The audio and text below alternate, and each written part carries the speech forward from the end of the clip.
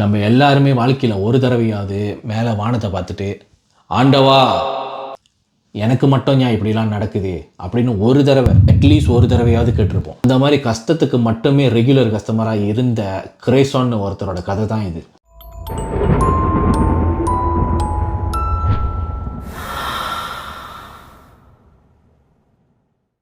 1943 தைலண்டில் பன்க்லாங் அப்படின்னு சொல்லிட்டு ஒரு சின்ன வில்லேஜில் வாழ்ந்துட்டு இருந்த கிரேசோன்னு ஒருத்தர் பார்த்தீங்கன்னாக்கா ரொம்ப வருஷமாக கூலி வேலை செஞ்சுக்கிட்டு இப்படியே வாழ்க்கை போயிட்டுருக்கு. இவருக்கு கஷ்டத்துக்கு மேலே கஷ்டம். இப்போ இவரோட ஒய்ஃப் வேறு மாசமாக இருக்காங்க. இவருக்கு எடுக்கிற சம்பளம் பத்தலை. ஸோ எப்போவுமே ஆண்டவன் குறை சொல்லிகிட்டே இருப்பார். நம்மள நிறைய பேர் கஷ்டம் வரும்போதோ இல்லை நம்ம கூட ரொம்ப நெருக்கமாக இருக்கிறவங்க யாரோ இறந்து போயிட்டாலோ நம்மளுக்கு கடவுள் மேலே ஒரு வெறுப்பு வரும் இல்லையா? அந்த மாதிரி ஒரு நல்ல புத்திசாக இருந்த இவர் திடீர்னு ஒரு காலகட்டத்தில் கடவுள் மேலே இவருக்கு பயங்கரமான ஒரு வெறுப்பு. ஏன்டா எனக்கு மட்டும் இப்படிலாம் நடக்குது அப்படின்னு சொல்லிட்டு கடவுளை சுத்தமாக வெறுத்த இவர் அப்போ தான் மற்ற ஒரு வழிபாடுக்கு போகிறாரு. கடவுளோட வழிபாடு விட்டுட்டு நம்ம ஷார்ட்கட்டில் போவோம், நம்ம சட்டுன்னு பணக்காரன் ஆகணும்னு சொல்லிட்டு தைலண்டில் நிறைய அந்த மங்க்லாம் இருப்பாங்க. தைலண்டில் பார்த்தீங்கன்னா 2 விதமான மங்க் இருப்பாங்க. ஒருத்தவங்க ஆரஞ்சு கலர் சட்டை, இன்னொருத்தவங்க கருப்பு கலர் சட்டை போட்டிருப்பாங்க. ஆரஞ்சு கலர் சட்டை போட்டிருக்கிற மங்க் எல்லாருமே உங்களுக்கு தெரியும் நார்மலாக என்னென்ன செய்வாங்க அப்படின்னு சொல்லிட்டு. பட் இந்த கருப்பு கலர் துணி போட்டிருக்காங்களே இந்த மங்க்லாம் பார்த்தீங்கன்னா ரொம்ப பயங்கரமான ஒரு விஷயங்கள்லாம் செய்வாங்க. அதாவது சட்டுன்னு இந்த ஷார்ட்கட்டில் போகணும், சட்டுன்னு பணக்காரன் ஆகணும் அப்படின்ற ஆளுங்களுக்கு இந்த மாதிரி மங்க் தான் சில விஷயங்கள் செஞ்சு கொடுப்பாங்க. அந்த மாதிரி ஒரு மங்க் தான் கிரேசோன் போய் சந்திக்கிறாரு. சந்திச்சுட்டு சொல்கிறாரு, எனக்கு வாழ்க்கையில் ரொம்ப கஷ்டமாக இருக்குது, நான் சட்டுன்னு பணக்காரன் ஆகணும், எனக்கு ஏதாச்சும் செஞ்சு கொடுங்க அப்படின்றாரு. அப்போ அந்த மங்கை கொஞ்சம் மந்திரம்லாம் படிச்சுட்டு இவருக்கு ஒரு சின்ன பாட்டிலில் ஒரு எண்ணெய் கொடுக்குறாரு. இந்த எண்ணெய் என்னன்னு அவர் சொல்லலை. பட் கொடுத்துட்டு என்ன சொல்கிறாருன்னா, இந்த எண்ணெயை நீங்கள் உங்களோட 2 புருவத்துலேயும் தடவிக்கிட்டு நீங்கள் யார்கிட்டச்சும் போயிட்டு ஏதாச்சும் பேசுனீங்கன்னா நீங்கள் பேசுகிறது கண்டிப்பாக நடக்கும் அப்படின்னு சொல்கிறார். அந்த பாட்டிலை வாங்கிட்டு போன இவர் மறுநாளே அந்த எண்ணெயை 2 புருவத்துலையும் தடவிட்டு நேராக இவர் முதலாளியை பார்க்க போகிறாரு. முதலாளிகிட்ட போயிட்டு, முதலாளி நான் ரொம்ப வருஷமாக அவங்கள்ட்ட கூலி வேலை செஞ்சிட்ருக்கேன், பட் எனக்கு சம்பளம் பத்தலை, இப்போ எனக்கு கல்யாணம் ஆகி என்னோடய ஒய்ஃபும் மாசமாக இருக்காங்க, ஸோ எனக்கு சம்பளத்தை கொஞ்சம் ஏற்றி கொடுங்க, கூட்டி கொடுங்க அப்படின்னு சொல்கிறாரு. அந்த அன்றைக்கி அவரோட முதலாளி நல்ல மூட்டில் இருந்தாரா இல்லை இவர் உண்மையாலே புருவத்தில் தடவிட்டு போன அந்த எண்ணெய் தான் வேலை செஞ்சிச்சான்னு தெரில. அவரோட முதலாளி உடனே ஆமாம் கிரேசோன், இதை பற்றி நானே உங்கள்கிட்ட பேசணுன்னு தான் இருந்தேன், உனக்கு நான் சம்பளத்தை ஏற்றி கொடுக்கலான் இருந்தேன், நீயே கரெக்டாக கேட்டுட்டேன், இன்றைக்கே நான் உனக்கு சம்பளம் ஏற்றுறேன், இன்னிலேருந்து உன்னோட சம்பளத்தை நான் கூட்டுறேன் அப்படின்னு சொல்லிட்டு சொல்கிறாரு. இதை கேட்ட கிரேசோன் என்னடா இது எண்ணெயை போட்டுட்டு போனோன்னே வேலை செஞ்சிருச்சா, இல்லை நம்ம முதலாளி இன்றைக்கி நல்ல மூட்டில் இருந்திருப்பாரா அப்படின்னு சொல்லிட்டு 2 மனசாக ஒரு குழப்பத்தில் எது வேலை செஞ்சிச்சு அப்படின்னு தெரியாமல் போகிறாரு. அதோட அந்த எண்ணெயை இவர் பாய்க்கவே இல்லை, அப்படியே வச்சிடறாரு. ஒரு மாதம் ஓடிடுது. ஒரு மாதம் ஓடினோடனே கிரேசோன் அப்போ தான் யோசிக்கிறாரு, ஆமாம் நம்மள்ட்ட இந்த மங்கு செஞ்சு கொடுத்த எண்ணெய் இருக்க, இதை நம்ம திரும்பியும் தடவிட்டு போயிட்டு நம்ம முதலாளிகிட்ட போயிட்டு இன்னும் கொஞ்சம் சம்பளத்தை ஏற்ற சொல்லுவோம், நீங்கள் இப்போ ஏற்றி கொடுத்ததும் எனக்கு பத்தலை அப்படின்னு சொல்லுவோம், என்ன தான் நடக்குதுன்னு பார்ப்போம் அப்படின்னு போகிறாரு. திரும்பவும் அந்த எண்ணெயை எடுத்து 2 புருவத்துலையும் தடவிக்கிட்டு முதலாளிகிட்ட போகிறாரு. நேராக போய்ட்டு முதலாளியோட ரூம்பு கதவை தட்டுறாரு. தட்டிட்டு கதவை திறந்துட்டு, முதலாளி நான் உள்ளே வரலாமா அப்படின்னு கேட்குறாரு. அதுக்கு அவரோட முதலாளி, வாங்க கிரேசோன், நான் உங்களை தான் எதிர்பார்த்துக்கிட்டு இருந்தேன் அப்படின்னு சொல்கிறாரு. என்ன எதிர்பார்த்துட்டு இருந்தீங்களா, ஞான் முதலாளி சொல்லுங்க அப்படின்றாரு. அதுக்கு அவரோட முதலாளி சொல்கிறாரு, இங்கே பாரு கிரேசோன், என்கிட்ட இருக்கிற ஸ்டாஃபுங்களே நீ தான் ரொம்ப பழைய ஆள், அதனால் நான் உனக்கு பதவி ஏற்றலான் இருக்கேன், எனக்கு ஆக்சுவலாக ஒரு பிஏ தேவைப்படுது, ஒரு பர்சனல் அசிஸ்டன்ட் வேணும், என்னோட ரூமில் எனக்கு பக்கத்துலேயே டேபிள் போட்டு உட்காந்துட்டு வேலை செய்கிறதுக்கு ஒரு ஆள் வேணும், அதுக்கு நான் உன்னை அப்பாயின்ட் பண்ணலான் இருக்கேன் அப்படின்னு சொல்கிறாரு. கல்யாணம் ஆகி ரொம்ப நாளாக புள்ள இல்லாத அவரோட முதலாளி கிரேசோனை ஒரு பிள்ளை மாதிரி ஏற்றுக்கிட்டு அவருக்கு ஒரு நல்ல வேலையும் போட்டு கொடுத்து இன்னும் சம்பளத்தையும் ஏற்றிட்டார். இந்த தடவை முதலாளி ரூம்லேருந்து வெளியே அவருக்கு இது கண்டிப்பாக அந்த எண்ணெய் தான் வேலை செஞ்சுருக்கு அப்படின்னு முழுசாக நம்புறாரு. அன்னிலேருந்து அவர் வாழ்க்கை சூப்பராக போயிட்டு இருக்கு. முதலாளி ரூம்லேயே பக்கத்தில் ஒரு டேபிள் போட்டு உட்காந்துட்டு நல்லா உடுத்திட்டு ஒரு பிஏவாக வேலை செய்கிறாரு. சம்பளமும் ஏறிடுச்சு.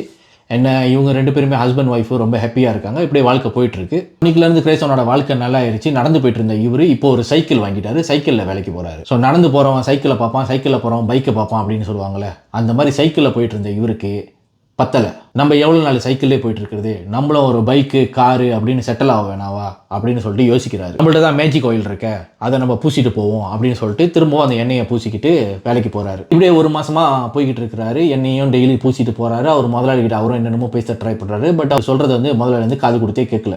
என்னடா இது என்ன வேலை செய்யலையோ அப்படின்னு சொல்லிட்டு ஒரு மாதம் கழித்து திரும்பவும் அந்த மங்கு கிட்ட போகிறாரு. அதுக்கு போயிட்டு சொல்கிறாரு, இங்கே பாருங்கள், நீங்கள் கொடுத்த எண்ணெய் இன்னுமே வேலை செய்யலை, எனக்கு இன்னும் பவராக ஏதாச்சும் செஞ்சு கொடுங்க, எனக்கு பத்தலை அப்படின்னு சொல்கிறேன். அதுக்கு அந்த மங்கு சொல்லியிருக்காரு, நடந்து போயிட்டு இருந்த நீ இப்போ சைக்கிளில் போகிற, உனக்கு கூலி வேலை செஞ்சுட்டு இருந்த நீ இப்போ பிஏவாக இருக்க, இதை விட உனக்கு இன்னும் என்ன வேணும் அப்படின்னு சொல்ல. இல்லை பத்தலை, எனக்கு இன்னும் நிறையா வேணும், நிறைய வேணும் அப்படின்னு. சரி ஓகே, உனக்கு ஓவர் நைட்டில் கூரையை பிடிச்சிட்டு காசு கொட்டணும் அப்படின்னு சொன்னாக்கா எனக்கு ஒரு வழி இருக்குது, ஆனால் அது உன்னால் செய்ய முடியாது அப்படின்னு சொல்கிறாரு. எதுவாக இருந்தாலும் சொல்லுங்கள், நான் என்ன வேணாலும் செய்கிறது ரெடியாக இருக்கேன், எனக்கு நிறைய பணம் வேணும் அப்படின்னு மங்கு சொல்கிற. இந்த சாங்கியம் இந்த ரீச்சுவல் நம்ம செய்யணும் அப்படின்னு சொன்னாக்கா நம்ம பலி கொடுக்கணும். அதுக்கு கிரேசோனை நக்கலை சிரிச்சுட்டு, என்கிட்ட இப்போ வந்து கொஞ்சம் காசு இருக்குது, உங்களுக்கு என்ன கோழி வேணுமா, ஆடு வேணுமா, இல்லை மாடு வேணுமா, என்ன வேணும் சொல்லுங்கள், நான் வாங்கிட்டு வரேன், பலி கொடுப்போம் அப்படின்னு சொல்கிறாரு. நான் சொன்னது அது இல்லை, நான் பலி கொடுக்கணும்னு சொன்னது ஒரு மனுஷனோட உடலை. கிரேசோனை கொஞ்சம் ஷாக் ஆகிட்டு, மனுஷன் உடலை என்ன சொல்கிறீங்க, நான் யாரை போய்ட்டு பிடிச்சிட்டு வந்து காவல் கொடுக்கறது, காசு கொடுத்தாலும் சாகிறதுக்கு யார் ரெடியாக இருக்கா அப்படின்னு கேட்குறேன். அதுக்கு ஒரு வழி இருக்குது. நான் சொல்கிறது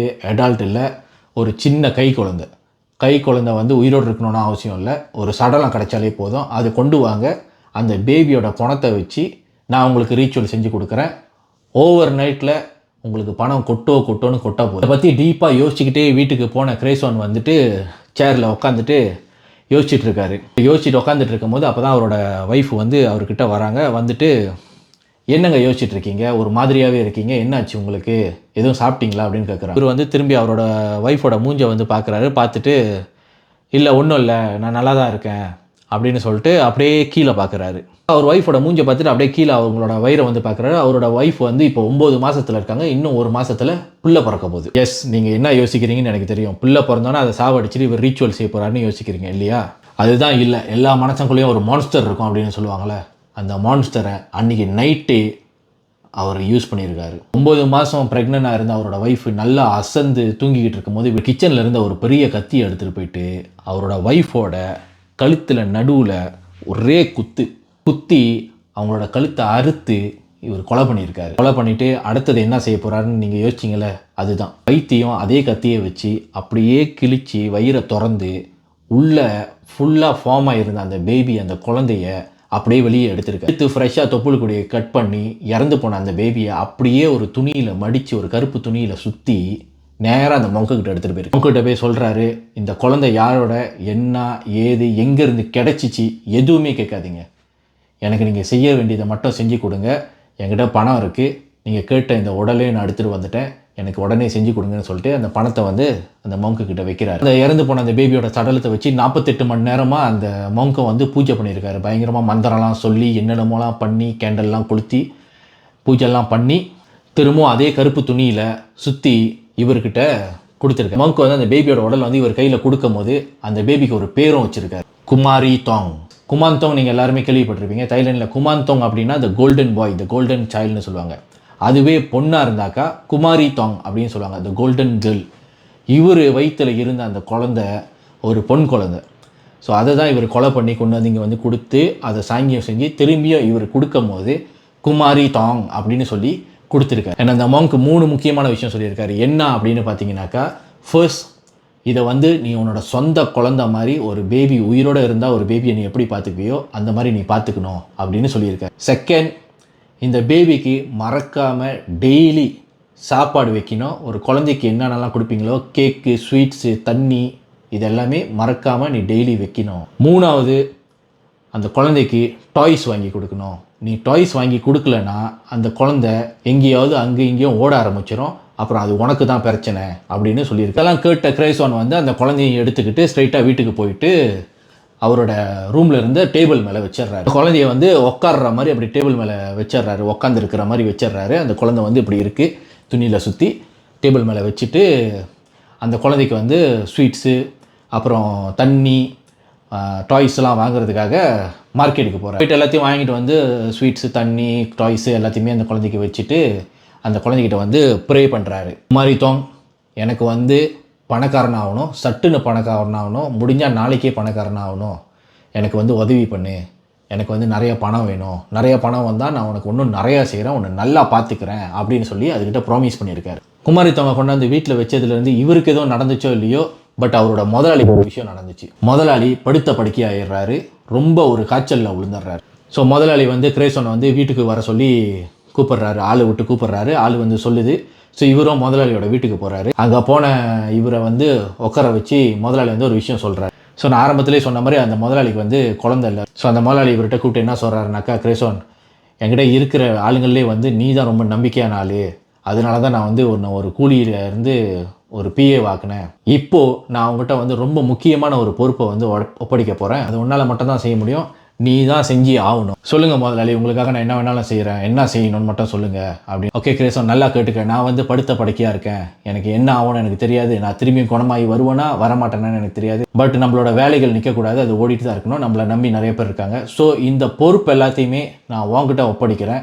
இதுக்கப்புறம் என்ன செய்யணும் ஏது செய்யணும்னு எல்லாமே நான் உன்கிட்ட சொல்லுவேன். ஆஃபீஸில் போயிட்டு ஆக வேண்டிய வேலை எல்லாத்தையுமே என்னோட இடத்துல இருந்து நீ பார்த்துக்க அப்படின்னு சொல்கிறார். இதெல்லாம் சொல்லிட்டு கடைசியாக இன்னொரு முக்கியமான விஷயம் சொல்கிறார். உனக்கு இன்னைக்குலேருந்து சம்பளம் 3 மடங்காக ஏறுது, ப்ளஸ் இந்த கம்பெனியில் உனக்கு ஷேரும் கொடுக்க போகிறேன் அப்படின்னு சொல்கிறேன். இது எல்லாத்தையும் கேட்டுட்டு அந்த வீட்டிலேருந்து வெளியாகின கிரேசனுக்கு வந்து சந்தோஷம் தாங்க முடியல. நேராக வீட்டுக்கு ஓடுறாரு. வீட்டுக்கு ஓடிட்டு அந்த குமாரி தவங்க முன்னுக்கு போயிட்டு பார்த்துட்டு, நீ வந்த நேரம் தான் வந்து எனக்கு வந்து நல்ல லக்கு வந்துருச்சு, நான் வந்து ஆல்மோஸ்ட் ஒரு முதலாளி ஸ்தானத்துக்கு வந்துட்டேன், எனக்கு வந்து இப்போ ஷேர் கொடுக்குறாங்க, சம்பளம் ஏறிடுச்சு, இதுக்கப்புறம் காசு வரப்போகுது அப்படின்னு சொல்லி பயங்கர சந்தோஷத்தில் இருக்கேன். ஸோ அன்றைக்கிலேருந்து இந்த குமாரி தவங்கையும் இவர் நல்லா பார்த்துக்கிறாரு. பட் இதுக்கெல்லாம் நடுவில் உங்களுக்கு ஒரு கேள்வி இருக்கும். கொலை பண்ண அவரோட ஒய்ஃபோட பாடி என்னாச்சு? அந்த ஊரில் யாருமே கேட்கலையா? அவங்கள யாருமே தேடலையா? அப்படி எஸ், அவரோட ஒய்ஃப் சசிதோன் வந்து அந்த ஊரில் வந்து யாருக்கிட்டையும் பெருசாக பேச மாட்டாங்க, யாருக்கிட்டையும் நெய்பர்கிட்டலாம் பேச மாட்டாங்க. அவங்க ஒரு ஹவுஸ் ஒய்ஃப். என்னை வீட்டை விட்டு அவங்க வெளியாகிறதே ஒரு பெரிய ஒரு அதிசயமான. ஸோ இப்படி வீட்டுக்குள்ளேயே அவங்க வந்து இருந்து பழகிட்டனால அவங்க வீட்டிலேருந்து வெளியே வரல, அவங்கள காணோன்றப்ப யாருமே அவங்கள பெருசாக தேடு. அண்ட் அந்த பாடியை வந்து இவர் என்ன பண்ணார் அப்படின்னு யாருக்குமே தெரியும். ஸோ அங்கேருந்து ஒரு ஃபியூ மந்த்ஸ் ஓடுது. அப்படியே ஓடிட்டு இருக்கும் போது இவர் நல்ல சம்பளம் எடுக்கிறாரு. சைக்கிளில் போய்கிட்டு இருந்த இவர் வந்து இப்போ காரில் போகிறாரு. ஸோ நல்ல பணம் நல்ல காசு வருது. இப்போது அவருக்கு தேவையான அளவுக்கு மேலேயே அவர்கிட்ட காசு இருக்குது. ஸோ இப்படிலாம் போயிட்டு இருக்கும் போது காசு நிறையா வந்தால் கெட்ட பழக்கங்களும் கூடயே வரும் அப்படின்னு சொல்லுவாங்க. அந்த மாதிரி நல்லா இருந்த இவர் திடீர்னு வந்து குடி பழக்கத்துக்கு அடிக்ட் ஆகுறாரு. ஸோ டெய்லி குடிச்சு ஒரு காலகட்டங்களில் அந்த குடி பழக்கத்துக்கு வந்து ரொம்ப ஒரு அடிக்ட் ஆகிட்டு ஓவராக தண்ணி அடிக்க ஆரம்பிச்சிடுறாரு. ஸோ ஃபர்ஸ்ட் நைட்டில் குடிச்சிருந்த இவர் பகல்லே குடிச்சிட்டு இப்போ ஆஃபீஸ்க்கு சரியாக போகிறதில்ல. ஸோ வாரத்துக்கு ஒரு தரையும் 10 நாளைக்கு ஒரு தரையும் ஆஃபீஸ் போயிட்டு இருந்த இவரை வந்து ஒரு நாள் வந்து முதலாளி கூப்பிட்டு சொல்கிறாரு, இங்கே பாரு கிரேசன், நான் உன்னை நம்பி வந்து ஒரு முக்கியமான பொறுப்பை ஒப்படைச்சேன், நம்ம கம்பெனியோட பொறுப்பு எல்லாத்தையும் ஒப்படைச்சேன். ஆனால் நீ வர நான் கூப்பிட்டாக்கா வந்து டாக்குமெண்ட்ஸையும் எடுக்க மாட்டேங்கிற, ஆஃபீஸ்க்கும் சரியாக வர்றதில்லைன்னு கம்ப்ளைண்ட்ஸ் வரும். ஒன்றும் இல்லை முதலாளி, எனக்கு கொஞ்சம் டயர்டாக இருக்குது, நான் வந்து ரெஸ்ட் பண்ணணும், வேறு ஒன்றும் இல்லை, இப்போ கூட எனக்கு டயர்டாக இருக்குது, நான் வீட்டுக்கு போகிறேன் அப்படின்னு சொல்லிட்டு அவர் முதலாளி பேசிகிட்டு இருக்கும்போது ஏந்திரிச்சு நடந்து போக ஆரம்பிச்சார். அன்னிலேருந்து சரியாக ஒரு வாரத்தில் அவரோட முதலாளி திரும்பவும் அவரை பார்க்கணும் அப்படின்னு கூப்பிட்டு இந்த தடவை ஸ்ட்ரிக்டாக சொல்லிடுறார், கிரேசன், நீ இதுக்கப்புறம் சரிப்பட்டு வர மாட்டேன், உன்னோட இடத்த ரிப்ளேஸ் பண்ணுறதுக்கு நான் வேற ஒரு ஆளை பார்த்துட்டேன், நான் உன்னை வேலையை விட்டு தூக்குறேன், நீ போ அப்படின்னு சொல்லி அனுப்பி விட்டுறேன். என்னடா அது வேலை போச்சே, குமாரி தொங்க கொண்டாந்து வீட்டில் வச்சா நம்மளுக்கு நல்லது நடக்கும்னு சொன்னாங்க, இப்படி வேலையே போச்சு, 3 மாதம் தானே நல்லது நடந்துச்சு, அதுக்கட்டியும் போச்சே அப்படின்னு யோசிக்கிறேன். ஸோ வீட்டுக்கு வராரு. குமாரி தொங்க பார்த்துட்டு, உன்னை கொண்டாந்து என்னைக்கு கொண்டாந்து வச்சேனோ அன்றைக்கே தருத்தரம் ஆரம்பிச்சிருச்சு, பாரு எனக்கு வேலையே போச்சு, நான் குடி பழக்கத்துக்கு அடிக்ட் ஆகிட்டேன், ஒன்னால தான் அப்படின்னு சொல்லி அதுக்கிட்ட சொல்கிறேன். ஸோ அவர் ஏற்கனவே பகல்லையும் நைட்லேயும் மாற்றி குடிச்சிட்டு இருந்தார் இல்லையா, இப்போ வேலை வேற போச்சு, அந்த சோகத்தை வந்து என்ன பண்ணுறதுன்னு தெரியாமல் அதை குடிச்சியே தீப்போம் அப்படின்னு சொல்லி இன்னும் குடிக்க ஆரம்பிக்கும். இன்னும் ரொம்ப குடித்து அந்த குடி பழக்கத்துக்கு அடிக்ட் ஆகிட்டு இவர் வந்து அந்த குமாரி தவங்க சுத்தமாக கவனிக்கிறதே இல்லை. அதுக்கு சாப்பாடு தண்ணி வைக்கிறது இல்லை, அதுக்கு டாய்ஸ் வாங்கி கொடுக்கறது இல்லை. ஸோ ஒரு கட்டத்தில் விட்டு இந்த காசு எல்லாமே தீந்து போயிருது. ரொம்ப கஷ்டத்தில் இருக்காரு. அக்கம் பக்கத்தில் எல்லாத்துலேயும் சொல்லி வச்சு எங்கெங்கேயோ விசாரித்து கேட்டு இவருக்கு வேலை கிடைக்கவே இல்லை. ஸோ மொத்த கடுப்பையும் இப்போ குமாரி தவங்க மேலே காட்டிட்டு, ஒன்னால தான் எனக்கு எதுவுமே நடக்க மாட்டேங்குது, நீ வந்து வீட்டில் இருக்கிறனால தான் எனக்கு எதுவுமே நடக்க மாட்டேங்குது, நீ வந்து ஒன்றை ஒழிச்சு கட்டணும், இந்த தருத்தரத்தை கொண்டு போய் எங்கேயாச்சும் வீசணும்னு சொல்லிட்டு அந்த குமாரி தவங்க எடுத்து அந்த துணியிலே திரும்பியும் சுற்றி நேராக வெளியே போகிறாரு. ஸோ அன்றைக்கி நைட்டு வந்து பயங்கரமான ஒரு இடி மின்னல் மழை.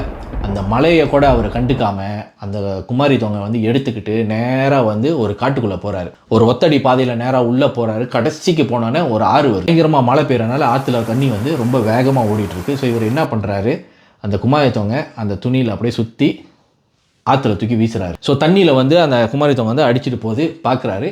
பார்த்துட்டு இன்னியோட தொலைஞ்சு போட்டோம் அப்படின்னு சொல்லிட்டு நேராக திரும்பி வீட்டுக்கு போகிறார். வீட்டுக்கு போயிட்டு அசதியில் அப்படியே நினைஞ்சிட்டு அப்படியே படுத்துடுறாரு. அப்போதான் ஒரு விஷயம் நடக்குது. எஸ், யாரோ கதவு தட்டுறாங்க. ஸோ தூக்கத்துலேருந்து டக்குன்னு ஏந்திரிச்சிட்டு, யாருடா இந்த ராத்திரியில் வந்து கதவு தட்டுறது அப்படின்னு ஒரு நேராக கதவுக்கு போகிறாரு. கதவை திறந்துட்டு வெளியில் வந்து பார்க்குறாரு, யாருமே இல்லை. பார்த்துட்டு என்னடா யாருமே இல்லை அப்படின்னு சொல்லிட்டு கதவை திரும்பி அடைச்சிட்றாரு. வச்சுட்டு இத்தனை மணிக்கு யார் வந்து கதவு தட்டிட்டு போகிறதுன்னு திரும்பி அந்த டைமை பார்க்குறாரு, வால் கிளாக் பார்க்குறாரு. பார்த்தாக்கா மணி வந்து 3:33. ஸோ ஒரு டைம் பார்த்துட்டு அப்படியே நிற்கும் போது திரும்பவும் யாரோ வந்து கதவு தட்டுறாங்க. என்னடா இது அப்படின்னு சொல்லிட்டு திரும்பவும் போய்ட்டு கதவு திறந்து பார்க்குறாரு, யாரையுமே காணோம். அப்போதான் ஒரு சின்ன குழந்தை சிரிக்கிற சத்தம் கேட்குது. அப்போ தான் ஷாக் ஆகிட்டு அப்படி கீழே பார்க்குறாரு. அவர் வீட்டு வாசலில் அவர் கதவு முன்னுக்கு இவர் துணியில் சுற்றி தூக்கி ஆற்றுல வீசினார் இல்லையா, அந்த குழந்தை அப்படியே அதே துணியில் சுற்றி அவர் வீட்டு வாசலில் இருக்குது. ஸோ அதை அவர் பார்த்து பயந்துட்டு கொஞ்ச நேரம் வந்து யோசிக்கிறாரு, இது கனவா இல்லை உண்மையாக நடந்துச்சா, நம்ம வந்து இந்த குமாரி தொங்கை கொண்டு போய் வீசணுமா உண்மையிலே ஆற்றுல, இல்லை நம்ம தண்ணியை போட்டுட்டு மப்பில் வந்து இதெல்லாம் செஞ்ச மாதிரி நம்மளுக்கு தோணுதா அப்படின்னு யோசிக்கிறாரு. யோசிச்சா அவர் டக்குன்னு வீட்டுக்குள்ளே கூட போகாமல் அந்த கதவை திரும்ப அப்படியே இவருக்கு பின்னால் அடைச்சிட்டு அந்த குமாரி தொங்கை கையில் எடுத்துக்கிட்டு என்ன யோசிச்சாருன்னு தெரியல, திரும்பவும் காட்டுக்குள்ளே வேகமாக ஓடுறார். ஒருவேளை நம்ம மப்பில் வந்து வீசணும் தான் நினச்சிக்கிட்டு இருக்குமோ, நம்ம உண்மையாக வீசலையோ அப்படின்னு சொல்லிட்டு இந்த தடவை திரும்பியும் செகண்ட் டைம் திரும்பவும் போயிட்டு ஆற்றுல தூக்கி போடுறாரு. அதே மாதிரி தண்ணியில் அடிச்சுட்டு போகிறத பார்க்குறாரு. ஸோ வீட்டுக்கு வந்து படுத்துடுறாரு. அன்றைக்கி நைட் அவருக்கு ஒன்றுமே இல்லை, எந்த பிரச்சனையும் இல்லை. மறுநாள் விடியுது, நார்மலாக ஏஞ்சிருக்கிறாரு. ஏந்திரிச்சிட்டு என்ன நடந்துச்சு அப்படின்னு அவருக்கு ஸ்டில் புரியல. ஸோ அப்படியே நாள் போகுது. நைட்டு திரும்பவும் இருட்டினோன்னே இவர் வீட்டில் இருக்கிற மிச்ச மீதி பாட்டிலில் இருந்த தண்ணிகள் எல்லாத்தையுமே வந்து ஊற்றி குடிச்சிட்டு திரும்பவும் வந்து நல்லா மப்பாயிட்டு போயிட்டு படுத்துடுறாரு. அன்றைக்கி நைட்டு திரும்பவும் யாரோ கதவு தட்டுறாங்க. இந்த தடவை தூக்கத்தில் வந்து ஏஞ்சி அவர் வந்து டைமை தான் பார்க்குறாரு. டைமை பார்க்குறாரு, மணி 3:33. இந்த தடவை கதவுக்கு போயிட்டு அவர் திறந்துட்டு அதே மாதிரி மேலே பார்த்துட்டு அதுக்கப்புறமா கீழே பார்க்குறாரு. அதே பேபி திரும்பவும் அவரோட வாசலில் இருக்குது. பயந்து போன இவர் உள்ளே வந்துட்டு டக்குன்னு கதவு அடைச்சிட்றாரு. அந்த பேபியோட உடம்பை அவர் எடுக்கல. கொஞ்ச நேரம் உட்காந்துடுறாரு. திரும்பவும் யாரோ கதவு தட்டுறாங்க. இந்த தடவை இன்னும் வேகமாக தட்டுறாங்க. ஸோ இவர் காதை பொத்திட்டு அப்படியே உட்காந்துட்டு ஒரு அரை மணி நேரம் அப்படியே இருக்கிறாரு. இதுக்கப்புறம் எந்த ஒரு சத்தமும் இல்லை, அப்படியே அமைதியாக இருக்குது. இந்த பேபிக்கு என்ன தான் வேணும் நம்ம பார்த்துருவோம்னு சொல்லிட்டு வேகமாக போகிறாரு. இந்த தடவை கதவு திறந்து பார்க்குறாரு, அங்கே அந்த பேபி காணோம். ஸோ பேபியோட உடம்பு இந்த தடவை காணோம், எங்கே போச்சுன்னு இவருக்கு தெரியல. ஸோ கதவுலாம் சாத்திட்டு இவர் என்ன பண்ணுறாரு, பயத்தில் நம்ம ரூமில் தூங்க வேணாம், நம்ம வந்து ஹால்லேயே படுத்துருவோம் அப்படின்னு சொல்லிட்டு ஒரு பாயை போட்டுட்டு ஹால்லேயே படுத்துறாரு. பழைய வீடுலாம் நீங்கள் பார்த்துருப்பீங்க, முன்னுக்கு வந்து இந்த வாசல் கதவுல வந்து இவ்வளோ பெரிய கேப் இருக்கும். யாராச்சும் நடந்து போனால் நம்மளுக்கு வந்து அந்த ஷேடோ தெரியும். யாராச்சும் வந்து வீட்டு கதவு தட்டினா கூட முன்னெல்லாம் சில பேர் வந்து அந்த கதவுல தான் கீழே குனிஞ்சி யார் என்ன இவர் அப்படின்னு பார்ப்பாங்க. இந்த மாதிரி இவர் ஹாலில் பாயை போட்டு அப்படியே படுத்துட்டு இருக்கும் போது அந்த வாசல் கதவை பார்த்துட்டு படுத்துட்டு இருக்காரு. அந்த கதவுக்கு கீழே ஒரு சின்ன குழந்தை அப்படியே ஓடுது. அது வந்து கன்ஃபார்மாக ஒரு சின்ன குழந்தையோட ஃபுட் தான் அப்படின்னு இவருக்கு தெரியுது. ஒரு சின்ன குழந்தையோட கால் எப்படி இருக்கும், அந்த மாதிரி ஒரு குழந்தை வந்து சிரிச்சுக்கிட்டே அப்படியே ஓடுது. ஒரு கருப்பு கலர் கால் அப்படியே மலையில் நினைஞ்சி சேத்துல அப்படியே மதிச்சு வந்திருந்தா எப்படி இருக்கும், அந்த மாதிரி ஒரு சின்ன குழந்தையோட கால் கருப்பு கலரில் அப்படியே இங்கிட்டும் ஓடுறத வந்து 2 தடவை பார்த்துருக்காரு. அப்போ பயந்து போய் இவர் ஏந்திரிச்சு ஸ்ட்ரைட்டாக அந்த மொங்கை போயிட்டு பார்த்து இதெல்லாம் நம்ம சொல்லி ஆகணும்னு சொல்லிட்டு நேராக ஓடுறாரு. அந்த மொங்கு கிட்ட போயிட்டு இவர் வந்து என்னென்ன நடந்துச்சு அப்படின்ற ஆரம்பத்து கதை எல்லாத்தையுமே வந்து சொல்கிறாரு. சாமியாரும் கேட்குறாரு, நான் சொன்ன அந்த 3 விஷயத்தை நீங்கள் கரெக்டாக பண்ணீங்களா இல்லையா அப்படின்னு. அதுக்கு இவர் சொல்கிறாரு, இல்லை நான் வந்து இடையில கொஞ்சம் நாளாக தண்ணி அடிச்சுட்டு சரியாக கவனிக்காமல் விட்டுட்டேன், சாப்பாடு தண்ணிலாம் எதுவுமே வைக்கல, டாய்ஸ் எதுவுமே வாங்கி கொடுக்கல, ரொம்ப நாளாக அப்படியே விட்டுட்டேன் அப்படின்னு சொல்கிறாரு. அதுக்கு அந்த மங்கு சொல்கிறாரு, நீங்கள் பெரிய தப்பு பண்ணிட்டீங்க, அதனால தான் அது வந்து இந்த மாதிரி பண்ணுது, ஒன்றும் பிரச்சனை இல்லை, நீங்கள் அந்த பேபியை கொண்டு வாங்க, நம்ம வந்து திரும்பியும் இன்னொரு ரீச்சுவல் பண்ணி அந்த பேபிக்கிட்ட நீங்கள் ஒரு மன்னிப்பு கேட்டு கொண்டு போய் வீட்டில் வச்சிங்கனாக்கா அது உங்களை மன்னிச்சு திரும்பி ஏற்றுக்கிறதுக்கான வாய்ப்புகள் நிறையா இருக்குது. இந்த தடவை நீங்கள் கரெக்டாக எல்லாம் செஞ்சுட்டு வாங்க, திரும்ப உங்களுக்கு எல்லா லக்கும் வரும் அப்படின்னு சொல்கிறாரு. அப்போ தான் இவர் வந்து உண்மை கதையை வந்து சொல்கிறாரு. இல்லை, நான் வந்து ஆல்ரெடி அந்த பேபியை வந்து கொண்டு போய் ஆற்றுல வீசிட்டேன், அது வந்து இந்த மாதிரி ஆச்சு, அதுக்கப்புறமா இந்த மாதிரி வீட்டுக்கு அது வாசலில் வந்து 2 வாட்டி இருந்ததை வந்து பார்த்தேன், இப்போ வந்து எனக்கு வந்து ரொம்ப டிஸ்டர்பன்ஸாக இருக்குது அப்படின்றாரு. ரொம்ப பெரிய தப்பு பண்ணிட்டீங்க, ஏன் அப்படி பண்ணீங்க அப்படின்னு சொல்லிட்டு அவர் ஏசுறாரு. நீங்கள் என்ன நடந்ததுனாலும் அந்த மாதிரி பண்ணியிருக்கக்கூடாது, போயிட்டு எப்படியாவது தேடி கண்டுபிடிச்சி எடுத்துட்டு வாங்க, அதுக்கப்புறம் நம்ம பேசுவோம் அப்படின்னு சொல்லியிருக்காரு. ரெடி தூக்கி ஆற்றுல வீசியாச்சு, அதுக்கப்புறம் வாசலில் இருந்துச்சு, அப்புறம் கதவு திறந்து பார்த்தா காணா போச்சு, இப்போ நான் எங்கே போய் தேடுவேன் அப்படின்னு சொல்லி இவர் குழப்பத்தில் வீட்டுக்கு போயிட்டு படுத்துட்டாரு. இன்னைக்கு 3வது நாள் தூங்கிட்டு இருக்காரு. ஒரு குழந்தை ஓடுற சத்தம் கேட்குது. சின்ன ஃபுட் ஸ்டெப் ஓடுனா எப்படி இருக்கும் அந்த மாதிரி ஒரு சத்தம் கேட்குது. டக்குன்னு ஏஞ்சிடுறாரு. ஏந்திரிச்சு திரும்பவும் டைமை பார்க்குறாரு. மணி 3:33. ஸோ இவர் வீடு வந்து ரூம்பு, ஹாலு, கிச்சன். ஸோ இந்த கிச்சன் ஹால்லேருந்து கிச்சனுக்கு போகிறது வந்து பார்த்தாக்கா ஒரு கதவு இருக்கும். இவரோட வீட்டில் வந்து ஒரு டோர் இருக்கும். அந்த டோர் வந்து எப்பவுமே இவர் திறந்து தான் வச்சுருப்பாராம். இவர் வந்து ஹாலில் அப்படி நின்றுட்டு டைமை பார்த்துட்டு இருக்கும்போது கிச்சனில் வந்து ஒரு சின்ன குழந்தை சிரிக்கிற ஒரு சத்தம் கேட்குது. ஸோ டக்குன்னு திரும்பி பார்க்குறாரு. கிச்சன் கதவு வந்து எப்பவுமே திறந்துருக்கிற அந்த கதவு வந்து அப்படியே மெதுவாக அப்படி மூடுது. பழைய வீடு உங்களுக்கு தெரியும், பலகை வீடு எப்படி இருக்கும், கதவுலாம் மூடுனா எப்படி சத்தம் கேட்கும் அப்படின்னு சொல்லிட்டு அந்த மாதிரி ஒரு பயங்கரமான ஒரு சத்தம். ஸோ கிச்சன் கதவு இந்த மாதிரி சொந்தமாக மூடுறதை பார்த்தாக்கா யாருக்கு தான் பயம் இருக்காது. ஸோ இவர் வந்து பயந்து போயிட்டு அப்படியே ஹால்லேயே உட்காந்துருக்காரு, கிச்சனுக்கு போகாமல். ஆனால் கிச்சனை பார்த்துட்டே இருக்காரு. ஸோ திரும்பவும் கிச்சனில் வந்து ஒரு சின்ன குழந்தை அப்படியே ஓடுற மாதிரி, கிச்சனுக்குள்ளேயே ஓடுற மாதிரியும் சிரிக்கிற மாதிரியும் ஒரு சத்தம் கேட்குது. ஸோ இவர் ஓகே கிச்சனில் போய் பார்த்துடலாம் என்ன தான் நடக்குதுன்னு சொல்லிட்டு வேகமாக போய்ட்டு அந்த கிச்சன் கதவு வந்து இப்படி திறக்கிறாரு. திறந்து உள்ளே பார்க்குறாரு, யாருமே இல்லை. கிச்சனே எம்டியாக இருக்குது, எந்த குழந்தையும் இல்லை, யாரும் இல்லை. அவர் கிச்சனில் நிற்கும்போது இந்த தடவை அவரோட ரூமில் வந்து ஒரு குழந்தை ஓடுறதும் சிரிக்கிற சத்தம் அதே மாதிரி திரும்பவும் கேட்குது. ஸோ அன்றைக்கி நைட்டு வந்து அவர் திரும்பவும் அந்த மங்கை பார்க்க போகிறாரு.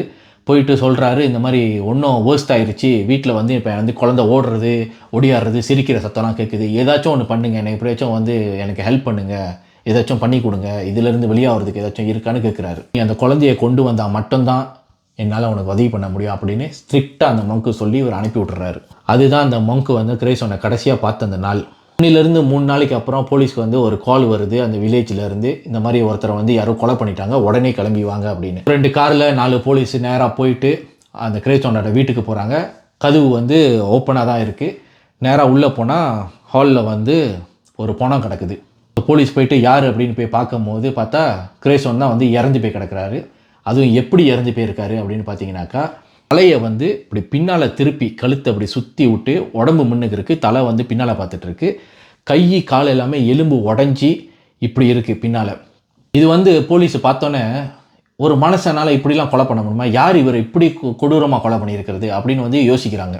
அந்த வீடை வந்து இன்வெஸ்டிகேட் பண்ணணும் இல்லையா, யாராச்சும் திருட வந்தானா, யார் கொலை பண்ணா, ஃபிங்கர் பிரிண்ட்லாம் எடுக்கணும்ல. ஸோ அதுக்காக அந்த வீடெல்லாம் வந்து இன்வெஸ்டிகேட் பண்ணிகிட்டு இருக்கும் போது கிச்சனுக்கு போன போலீஸ்க்கு வந்து ஒரு வாடை. கிச்சனுக்கு போய்ட்டு என்னடா வாடை அடிக்குது அப்படின்னு சொல்லிட்டு இந்த அடுப்பு, இந்த சமைக்கிற இடம் இருக்குல்ல, அங்கே போயிட்டு சைட்டில் போயிட்டு பார்க்குறாரு. போலீஸ் வந்து பார்க்கும்போது அந்த சமைக்கிற இடத்துக்கிட்ட பின்னால் வந்து இந்த பலகெல்லாம் கீழே வந்து அப்படி பேர்த்துருக்கு, என்னமோ வந்து நோண்டுன மாதிரி இருக்குது. அங்கே நோண்ட ஆரம்பித்த போலீஸ் வந்து அங்கேருந்து ஒரு பணத்தை எடுக்கிறாங்க.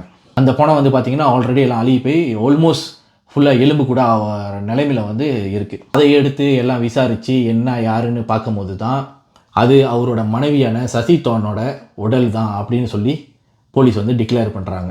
அவரோட ஒய்ஃப் வந்து கொலை பண்ணார் இல்லையா, பாடி என்ன பண்ணாருன்னு தெரியாமல் நம்மளுக்கு இருந்துச்சு. ஸோ அப்போ தான் நம்மளுக்கு தெரியுது அவரோட ஒய்ஃபை வந்து கொலை பண்ணி அவர் கிச்சன்லேயே புதைச்சிட்டாரு. அதனால தான் என்ன நடந்துச்சு அப்படின்னு சொல்லி யாருக்குமே எதுவுமே தெரியல. போலீஸ் இதெல்லாம் இன்வெஸ்டிகேட் பண்ணிட்டு ரூமுக்கு போயிட்டு அவரோட ஜாமான்லாம் கலெக்ட் பண்ண போகும்போது ரூமில் அவரோட டேபிளுக்கு மேலே வந்து ஒரே பொம்மை மட்டும் இருந்திருக்கு. அந்த பொம்மை என்ன பொம்மை அப்படின்னு பார்த்தீங்கன்னா குமாரி தாங். எஸ், அந்த குமாரி தாங் அதே துணியில் சுற்றி அப்படியே உட்காந்துருக்கிற மாதிரி அந்த டேபிள் மேலே இருந்திருக்கு. போலீஸ் அதையும் கலெக்ட் பண்ணிவிட்டு பார்க்குறாங்க. அஃப்கோர்ஸ் அது வந்து உண்மையான பேபி இல்லையா, ஸோ உண்மையான உடல். ஸோ அதையும் வந்து டெஸ்ட்டெல்லாம் பண்ணிவிட்டு கன்ஃபார்ம் பண்ணிட்டாங்க இது வந்து அவரோட பேபி தான் அப்படின்னு. ஸோ அப்போ தான் அந்த ஊர் மக்களுக்கு எல்லாத்துக்குமே கிரேசோனை பற்றி தெரியுது. இவர் வந்து என்ன மாதிரி ஒரு ஆள், சொந்த ஒய்ஃபையே கொலை பண்ணிவிட்டு அந்த பிள்ளையையும் வந்து எடுத்து அதையும் கொலை பண்ணி அதை வச்சு என்னமோ ஒரு ரீச்சுவல்லாம் செஞ்சு இவர் வந்து பிளாக் மேஜிக்லாம் ப்ராக்டிஸ் பண்ணியிருக்காரு அப்படின்னு. இப்போ வரைக்கும் கிரேசோனோட மர்டர் வந்து ஒரு மிஸ்டரியாக தான் இருக்குது, எப்படி செத்தாரு, யார் அவரை கொலை பண்ணா அப்படின்னு சொல்லிட்டு.